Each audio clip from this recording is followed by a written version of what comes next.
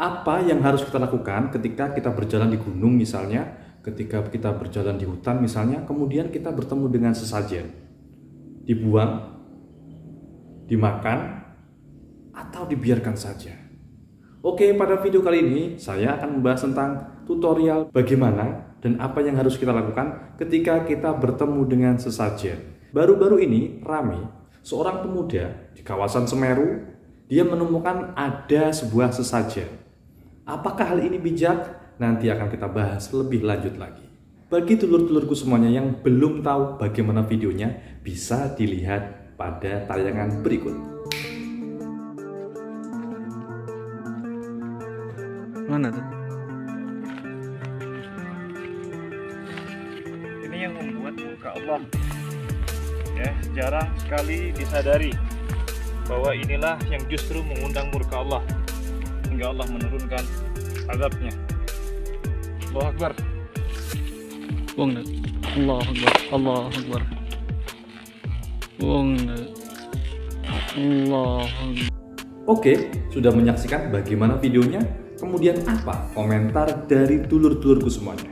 Baik, sebagaimana tema yang saya angkat pada video ini adalah apa yang harus kita lakukan ketika kita bertemu dengan sesajen. Saat kita berjalan di gunung ataupun di hutan, itu tidak menutup kemungkinan kita akan menjumpai semacam sesajen begitu. Kemudian langkah bijak apa yang bisa kita lakukan? Apakah kita harus membuangnya, merusaknya, menendangnya? Tidak, itu tidak bijak. Apakah kita harus memakannya? Stop, tunggu dulu. Jangan terburu-buru dan jangan cekakaran. Karena bisa jadi sesajen itu sudah lama diletakkan pada suatu tempat. Kemudian kita juga tidak tahu apa yang sudah terjadi pada sesajen itu. Kalau dilihat dari sisi kesehatan, tentu saja kurang sehat. Karena kita tidak pernah tahu kapan sesajen itu diletakkan di sana. Kita juga tidak tahu siapa yang meletakkan sesajen itu. Jadi, langkah aman yang bisa kita lakukan adalah tidak memakannya walaupun kita dalam kondisi keleson atau kelaparan. Haruskah kita membuangnya? Jangan juga. Kenapa? Karena kita ketahui bersama, sesajen itu biasanya berisi buah-buahan, kemudian ada nasinya, kemudian ada ketan, kemudian ada ayam bakar dan lain sebagainya. Kalau dibuang, sayang-sayang alias mubazir. Bisa jadi sesajen itu akan bermanfaat bagi hewan-hewan liar. Kalau hewan yang makan kan tidak masalah, karena imun dalam tubuh hewan itu lebih kuat daripada manusia. Walaupun katakanlah dia memakan suatu makanan yang basi, kecuali makanan itu beracun ya. Bisa jadi sesajen itu akan bermanfaat bagi hewan-hewan liar yang ada di sekitar, di gunung, di hutan, ataupun di lautan.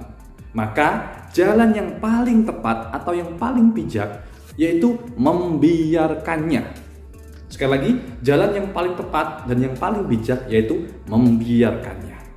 Lalu bagaimana dengan urusan akidah kita? Selama kita tidak meyakini sesajen itu bisa memberikan manfaat atau mudarat, itu tidak masalah bagi keimanan kita. Nah, begitu dulur-dulurku ya. Kalau seandainya dulur-dulur semuanya bertemu dengan sesajen di gunung, di hutan, di laut, dimanapun berada, mau dimakan takut tidak higienis, mau dibuang takut mubazir, maka dibiarkan saja adalah menjadi alternatif yang terbaik.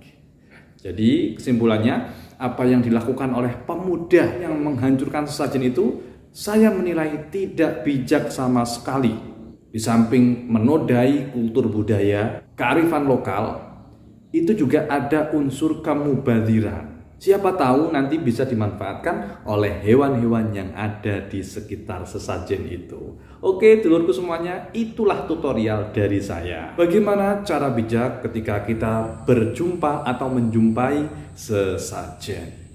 Apakah ini tidak mengandung unsur kesyirikan? Stop, tunggu dulu, jangan terburu-buru mengatakan sajen itu syirik. Kenapa? Karena sekali lagi kesyirikan itu menyangkut keimanan, menyangkut hati seseorang. Kita tidak pernah tahu bagaimana dan apa niatnya orang yang memberikan sesajen itu. Ya bisa jadi dong, bisa jadi, dan ini sangat memungkinkan sekali niatnya untuk sedekah kepada hewan-hewan yang ada di sekitar hutan tersebut atau di sekitar tempat yang ada sesajennya. Bisa jadi, bisa jadi. Jadi jangan terburu-buru mengatakan itu syirik. Kecuali dia berniat, nyata-nyata berniat memberikan sesajen itu kepada penunggu setempat. Kira-kira siapa penunggu setempat? Ya, ini multi makna begitu ya. Penunggu itu multi makna, bisa diartikan ya memang orang yang menunggu atau makhluk lain. Artinya apa? Kalau memang niatnya benar-benar dibuat atau disuguhkan kepada makhluk lain, makhluk halus seperti jin, setan, iblis dan lain sebagainya, jelas itu musyrik. Tetapi kalau niatnya itu untuk sedekah, apa masalahnya? Apa masalahnya? Ya kalau seandainya nggak ada yang makan, ya mungkin itu dalam hukum fikih ya dikatakan mubadir, begitu saja. Ya konsekuensinya mubadir, dia terkena dosa bukan karena syirik, tapi karena memubadirkan barang. Demikian dulurku semuanya, semoga bermanfaat. Assalamualaikum warahmatullahi wabarakatuh.